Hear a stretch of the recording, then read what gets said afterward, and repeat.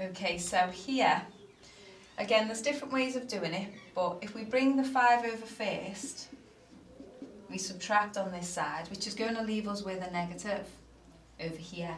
Now this is going to be a lot easier to deal with if it's positive, so what I'm going to do is I'm going to bring this over to this side to make it positive, because it will be adding on this side, and take everything else over to the other side. So that will become a plus 5, and that will be a minus y. Now here with the x, we're adding a 1 and then we're cubing. So let's get rid of the cube first. We're going to cube root both sides. And then we just simply subtract the 1 on the other side. Just be careful that the minus 1 isn't too close. Make sure it's not being cube rooted. Now f, a little bit more difficult because we've got 2 x's in the expression. Best thing to do is, because that's on the bottom, if we bring that over here, then we're going to be dividing on that side, means it's going to multiply on this side. So we're going to have y multiplied by x minus 3 is x plus 1. Okay, so let's simplify. Let's multiply the brackets out. So that gives us xy minus 3y is x plus 1. Now, because we're rearranging to make x the subject of the formula, we want to have x equals, and our problem is we've got 2 x's and we only want to have 1 x equals.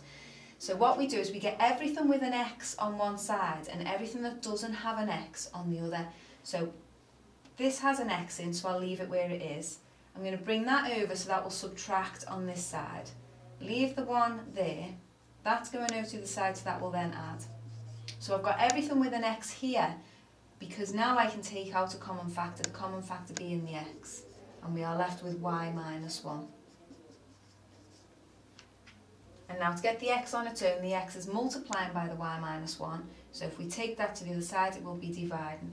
So we have x is 1 plus 3y over y minus 1. Okay, moving on to g. With the x, we are adding the 2, and then we square root. So if we undo the square root first, so we square both sides, and now simply we bring the 2 over, so that will be subtracting on this side. Okay, now the last one here, with the x, we add the 1 first, then we cube root, then we add the 2. So let's undo it in reverse order. So we'll move the 2 first. So instead of adding on that side, that will subtract. To undo the cube root, we now cube both sides. Okay, so you cube the whole side, you don't just cube the individual terms.